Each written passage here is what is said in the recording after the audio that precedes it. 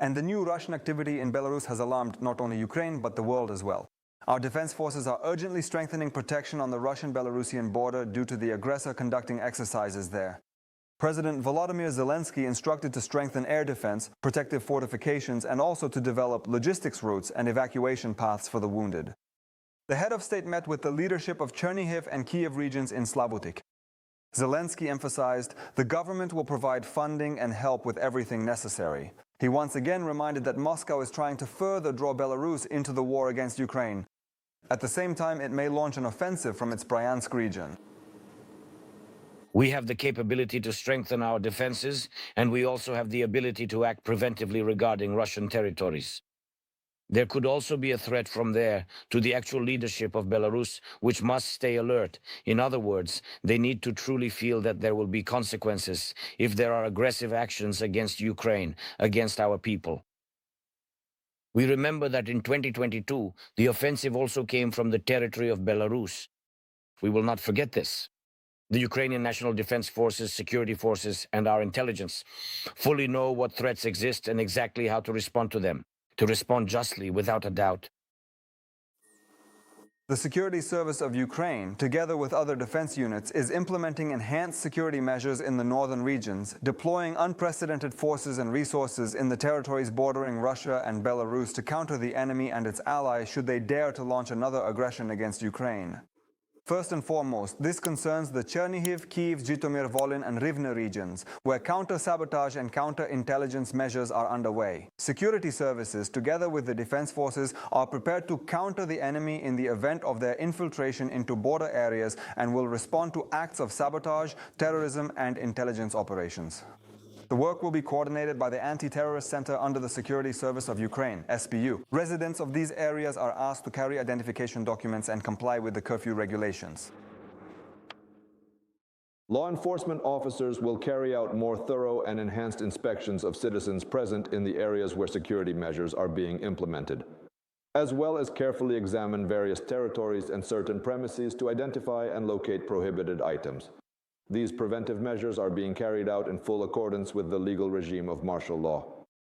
During these operations, there may be restrictions on pedestrian and vehicle movement through certain streets in specific settlements, document checks of citizens, and vehicle inspections.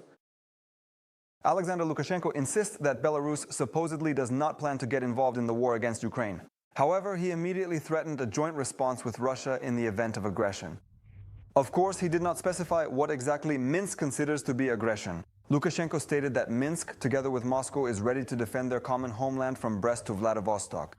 He also assures that there is currently neither a civilian nor a military need to fight with Ukraine, and that his country supposedly does not intend to attack anyone.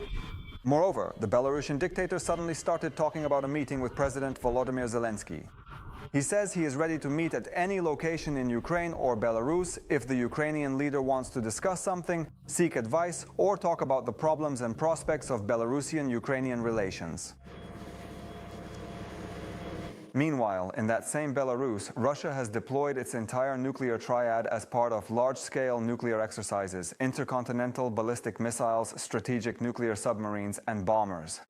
The Kremlin stated that this is a signal to NATO and Europe and an element of strategic deterrence. During the exercises, the military will practice coordination and the use of tactical nuclear weapons, including those that Russia has stationed on the territory of Belarus. The day before, Moscow and Minsk held joint drills. The dictators Putin and Lukashenko observed them via video link. Putin stated that although the use of nuclear weapons is an extreme measure, Russia and Belarus must be prepared to use them in the event of new threats.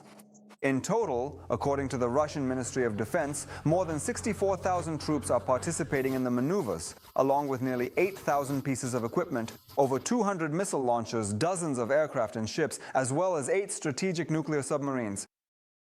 The aggressor country Russia, as part of the exercises, delivered nuclear warheads to field storage sites on the territory of Belarus. This was stated by the Ministry of Defense of the Republic of Belarus, which also published the corresponding video. The footage shows vehicles entering a forested area, as well as the loading of missiles onto launchers.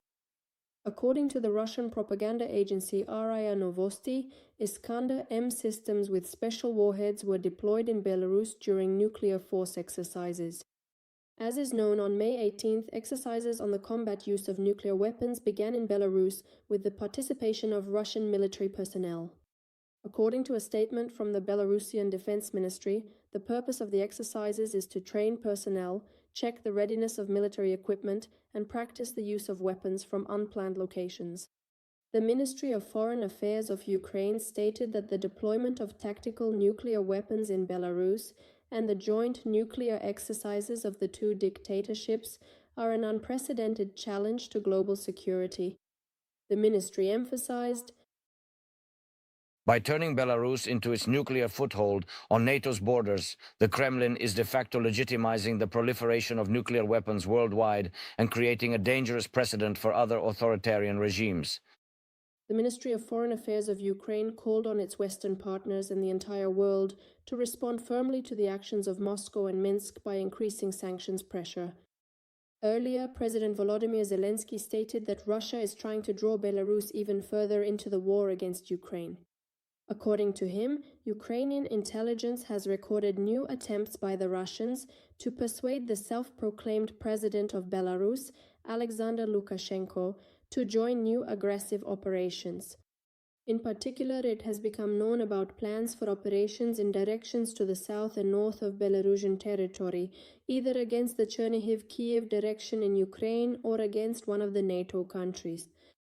President Zelensky warned that Ukraine will defend itself if Alexander Lukashenko makes a grave mistake and decides to support this Russian intention.